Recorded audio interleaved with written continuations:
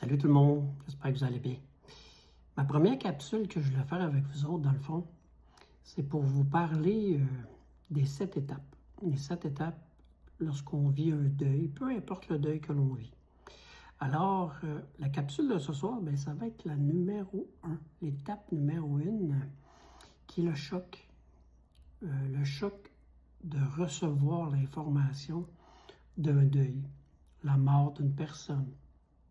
Ça peut être la mort d'un animal, la fin d'un couple, une séparation. Que ça peut être la vente d'une maison, peu importe le deuil qu'on va vivre, ça va être l'étape numéro 1 qui est le choc émotionnel que l'on vit. Alors, la première émotion, lors d'une perte d'un être cher ou la fin de quelque chose, c'est cette émotion qui va déclencher le processus du deuil, les 7 étapes du deuil. Et à ce moment-là, qu'est-ce que ça fait? C'est que, vu que c'est un choc émotionnel, ça va enregistrer au niveau du cerveau, au niveau des problématiques que cela peut causer. Il y a beaucoup de facteurs, il y a beaucoup de facteurs qui vont faire en sorte comment on va vivre par la suite notre deuil de la situation. Un deuil, c'est un deuil. C'est pas parce qu'on en vit 3 en même temps qu'on vit un deuil. Tu sais, il y a des gens qui vont dire « Ouais, mais moi, Patrick, je suis en deuil, j'ai perdu mon chien, ma mère, et j'ai perdu ma maison. » Bon. Bien, ça, c'est pas un deuil, c'est 3 deuils. C'est 3 deuils que vous allez vivre complètement différemment, émotionnellement et psychologiquement aussi. Alors, la manière qu'on va absorber le choc, ça va dépendre de la situation du décès ou la situation de la fin de quelque chose. Ça va dépendre aussi comment est-ce qu'on se trouve physiquement et moralement aussi. Des fois, on peut être plus fatigué, on peut être malade, on peut être vraiment dans les problèmes par-dessus la tête, puis là, bang, ça nous arrive. Bien, le deuil va être complètement différent. Tout dépend de ce qu'on vit dans le moment présent. Alors, le choc, il va être plus émotif. Est-ce qu'il va être plus au niveau physique, émotionnel? À ce moment-là, ça va dépendre comment est-ce qu'on se sent au moment présent, où est-ce qu'on va vivre le choc du deuil, qui est la première étape. Alors voilà.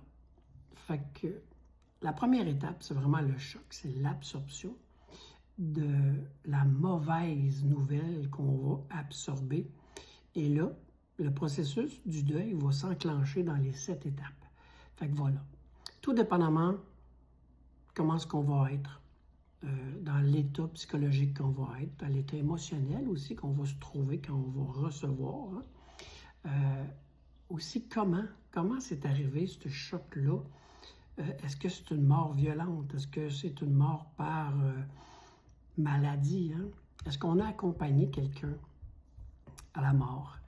Alors, à ce moment-là, c'est différentes étapes qui vont suivre par la suite de cette mauvaise nouvelle-là, qui se trouve être la première étape, qui est le choc.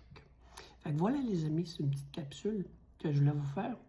Et je vais, par la suite, vous faire d'autres capsules qui vont vraiment vous montrer et vous donner c'est quoi la 2e, 3e, 4e, 5e, 6e et 7e étape et où est-ce qu'on peut se trouver lors d'un deuil, dans quelle étape qu'on va être émotionnellement ou psychologiquement. Fait que voilà, fait que j'espère que ça va vous aider, ces petites capsules-là. Et en même temps, si vous avez des questions, peu importe, gênez-vous pas de me les poser quand je vais être en live. Ça va me faire plaisir.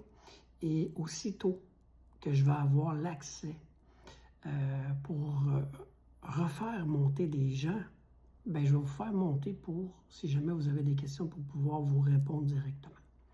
Parfait? Fait que je vous remercie surtout de vous avoir abonné, de faire partie de ma team Le Guerrier. Puis c'est tellement un plaisir, puis je vous remercie vraiment de tout le temps être là pour moi. Vous me faites un grand bien. Parfait? Merci, bye bye.